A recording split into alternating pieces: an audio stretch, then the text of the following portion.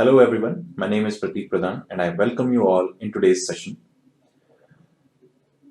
So आज के session में हम क्रिटिकल रीजनिंग से रिलेटेड कुछ क्वेश्चंस प्रैक्टिस करने वाले हैं. So in case you haven't watched the previous videos, it is very important for you guys. हमने क्रिटिकल रीजनिंग के बहुत सारे concepts and questions related to those concepts हमने डिस्कस किया था उन वीडियोस में. So in case you haven't watched it, आप प्लीज जाइए उन वीडियोस को देखिए, वो आपके लिए बहुत इंपॉर्टेंट है. So assuming that you have already watched the previous videos in this series, हमने उन उन वीडियोस में कुछ टाइप्स डिस्कस किया था, जैसे कि कैसे कैसे क्वेश्चंस पूछे जाते हैं. जैसे मैंने आपको बताया था कि supply and assumption type question आता है वेयरइन आपसे पूछा जाता है कि अजम्पशन बताओ, क्या अजम्पशन हो सकता है. अजम्पशन क्या होता है ये मैंने आपको बता रखा है. अगर आप प्रीवियस वीडियोस देखते हो तो आपको पता होगा कि किसी भी क्रिटिकल रीजनिंग के अंदर देयर इज एन आर्ग्यूमेंट दे रखा होता है. इस आर्ग्यूमेंट के तीन पार्ट्स होते हैं. एक होता है प्रीमाइस, एक होता है अजम्पशन और फिर लास्ट होता है conclusion. So this much we already know, we already have discussed all these things कि क्या प्रीमाइस होता है, कंक्लूजन क्या होता है, कैसे कैसे चीजें होती हैं, क्या क्या चीजों का ध्यान रखना होता है हमें. Alright, so then we already also discussed few questions related to supply and assumption, strengthening statement and weakening statement. ठीक है. So see, critical listening is all about reading comprehension and thinking ability. आप जितना practice करते हो, जितना you can increase your reading power, जितना आप अपने comprehension ability को increase करते हो, उतना आपके लिए beneficial होगा critical listening solve करना. Right? So in today's session we'll be practicing some questions. हमें सिर्फ आज questions practice करना है. We'll be practicing questions related to supply and assumption because see, now only thing that remains is how much you put the practice into it. आपको practice करते रहना है. जितना प्रैक्टिस करिएगा उतना आपके लिए बेनिफिशियल है, उतनी आपकी रीडिंग पावर इंक्रीज होगी, उतनी आपकी कॉम्प्रिहेंशन एबिलिटी इंक्रीज होगी. सो फटाफट चलते हैं आज के क्वेश्चन पे. पहला जो ये क्वेश्चन आ रहा है रिलेटेड टू एन अजम्पशन, तो जरा सा इस क्वेश्चन को पढ़ते हैं. So I request you all to please pause the video, go through the question, try it on your own and then play the video back and look at the answer. अब जरा देखते हैं यहाँ पे.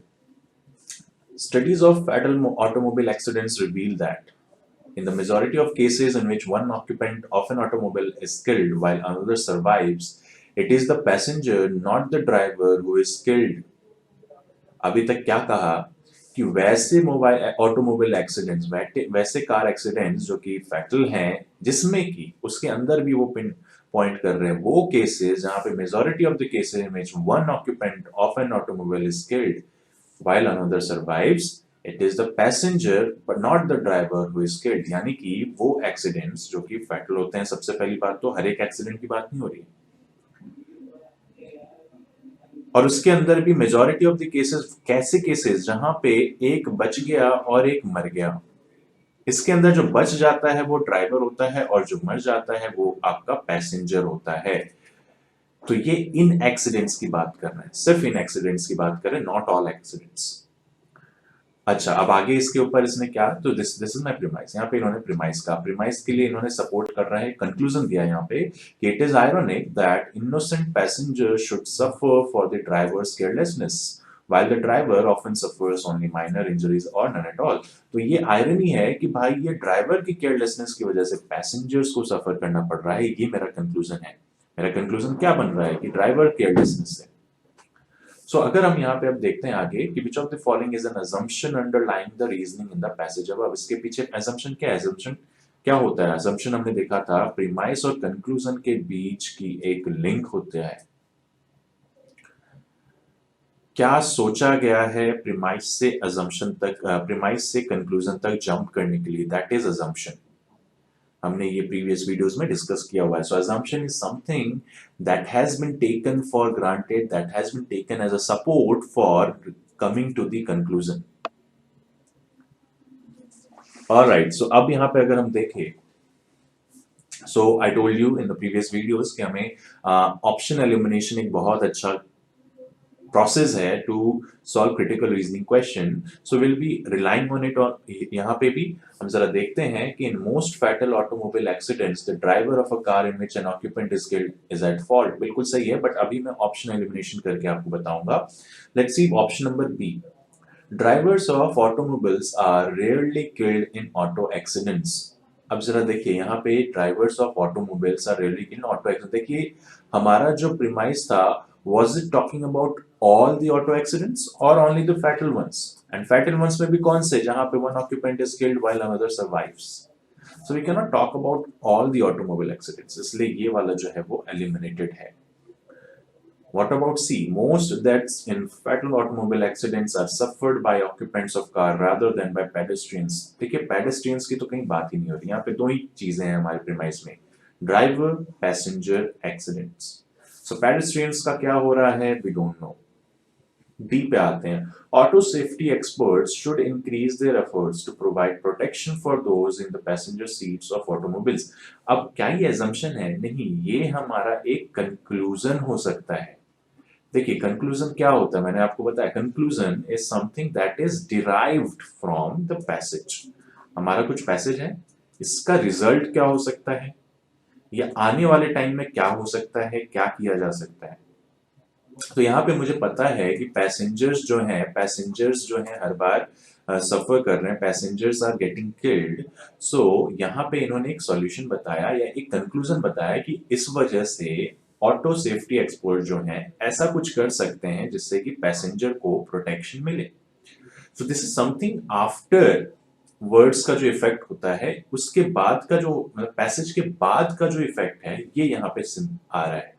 क्या एजम्पशन बाद की चीज होती है या पहले की चीज होती है? एजम्पशन पहले की चीज होती है। क्या सोचा गया था तब जाके ये पैसेज आया, क्या सोचा गया था तब जाके ये कंक्लूजन आया। सो अगर क्वेश्चन में पूछा गया होता प्रोवाइड अ वैलिड कंक्लूजन, तो आप ये मार्क कर सकते थे, this would have been a good conclusion in this case. But this is not the assumption, that is why we can eliminate this one. So answer is A. Of course, यहाँ पे इसका ये कहना कि it is ironic that innocent passengers should suffer for driver's carelessness, यही कह रहा है ना कि हर एक जो एक्सीडेंट होते थे ये वाले, इनके अंदर कौन फॉल्ट पे है, ड्राइवर फॉल्ट पे है। तभी मैंने कहा कि भाई पैसेंजर की गलती नहीं है, ड्राइवर की केयरलेसनेस की वजह से पैसेंजर सफर कर रहे हैं।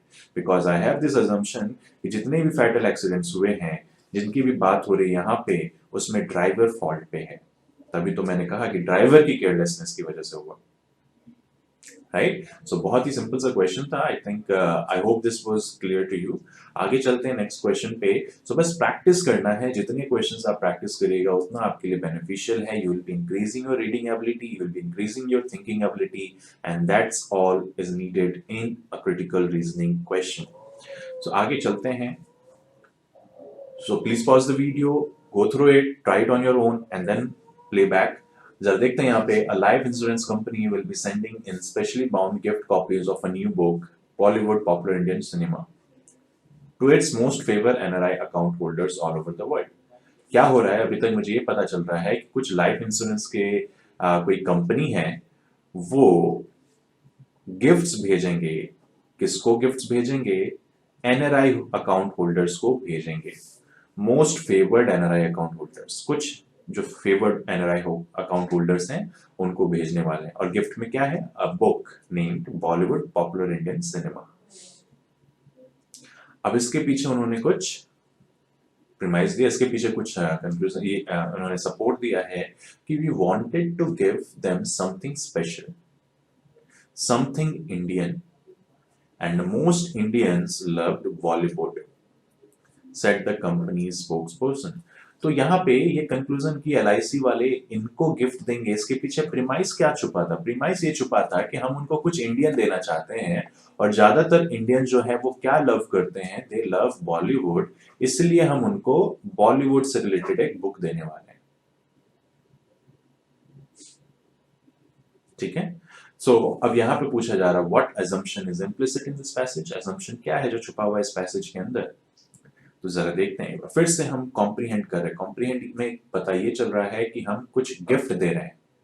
अच्छा, वो गिफ्ट हम किस बेसिस पे दे रहे हैं? हमें लगा कि एनआरआई होल्डर्स, जो एनआरआई अकाउंट होल्डर्स जो हैं, उनको क्या गिफ्ट देना पसंद अच्छा रहेगा, उनको वैसा गिफ्ट देना अच्छा लगेगा जो इंडियंस को पसंद हो।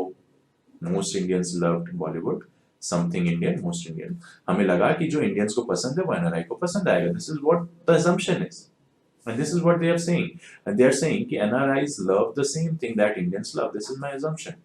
बट मैं आपको ऑप्शन एलिमिनेशन से भी बताऊंगा कि in case you are not able to comprehend what is there in the argument, then in that case how would you approach the question, how would you solve the question? So that process is option elimination. Option eliminate कीजिए, आपको कुछ हद तक clear हो जाएंगी। For example, let's say मुझे नहीं पता था क्या हो रहा है, let's say B, NRIs love Hindi films more than anything else from India. See, हमें नहीं पता है कि एनआरआई क्या लव करते हैं, हमें वो देना था जो मोस्ट इंडियंस लव करते हैं।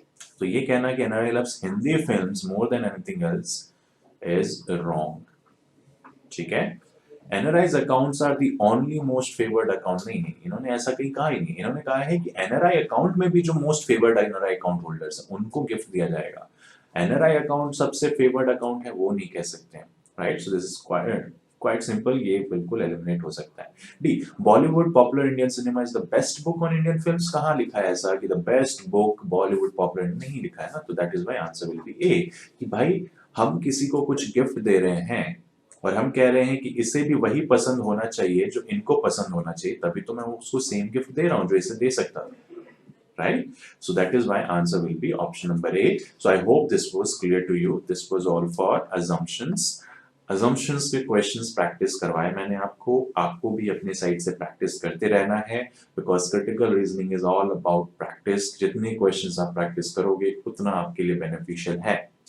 So I hope this video was clear to you guys. और भी वीडियोस में लेके आऊंगा, और भी क्वेश्चंस हम प्रैक्टिस करेंगे। प्रैक्टिस इतनी कर लेनी है कि भाई ये टॉपिक क्लियर हो जाए, बिकॉज बिलीव मी बहुत लोगों को इस टॉपिक से डर लगता है। ये टॉपिक इतना डरने वाली चीज नहीं है, अच्छा खासा स्कोरिंग हो सकता है प्रोवाइडेड आपकी प्रैक्टिस अच्छी हो। Alright guys, so that's it for today's video. I'll be back with another video very soon.